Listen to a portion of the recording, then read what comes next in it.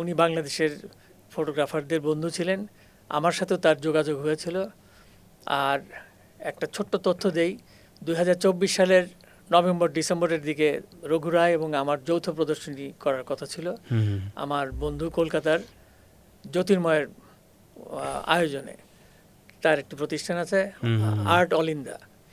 তো শেষ পর্যন্ত জুলাই গণ অভ্যুত্থান হওয়ার পরে তো ভিসার সমস্যা, সেই প্রদর্শনী আর করা সম্ভব হয় নাই। তো আজকে রঘু রায়ের কথা বারে বারে মনে পড়ছে।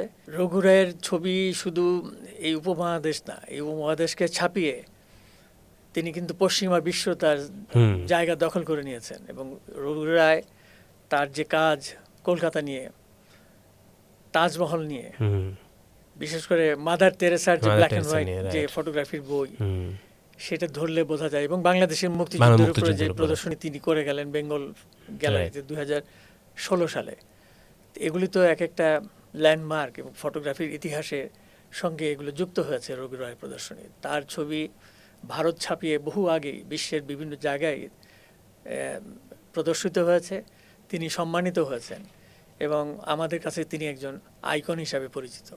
আপনার সাথে তো অনেকবার দেখা হয়েছে, কি কথা হতো আপনার সঙ্গে তার? তিনি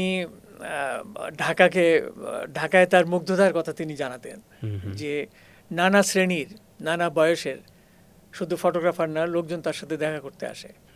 কারণ তিনি সারা জীবন মানুষের সাথে মিশেছেন, প্রেস ফটোগ্রাফি করেছেন, ফটো এডিটর ছিলেন দীর্ঘদিন, পত্রিকার সাথে তার কাজ ছিল। কাজেই তিনি মানুষের সাথে মিশছেন। তার কিন্তু একটা অডিয়েন্স আছে এই এই এই দুই বাংলাতেই, পশ্চিমবাংলা, এই বাংলা এবং ভারতের তো বড় বড় সমস্ত শহরে রঘু রায় একটা বিরাট ব্যাপার। এবং ভারত সরকারের অনারারি খেতাব তিনি পেয়েছেন কয়েকটি। কাজী রঘু রায়, আমি মনে করি যে আমাদের যেমন রঘু রায় শুধু ভারতের না, রঘু রায় আমাদেরও আসলে।